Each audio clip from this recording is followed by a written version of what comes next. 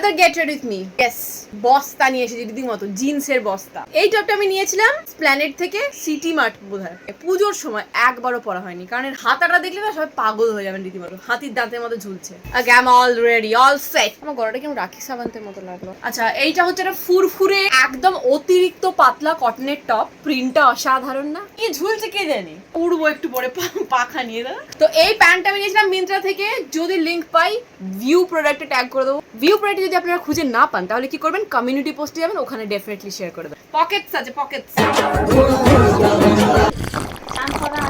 এরপরে লাগাচ্ছি প্রিয়াজ ন্যাচারালের loose powder, লুশ powder, লুশ লুশ। বিশ্বাস করুন ছোটবেলায় প্রত্যেকটা বাচ্চাকে এইভাবে রেডি করানো হতো। Pretty pink, pretty. হ্যালো, হ্যাঁ ফোন করেছিলে? लवो को लवों पे सजाओ, क्या हो तुम मुझे अब बताओ। ওকে আমি রেডি, চললাম ক্লাসে। Bye bye. এই লিপস্টিকটা কিরকম তারকা রাক্ষসীর মতো লাগছে আমার মুখে।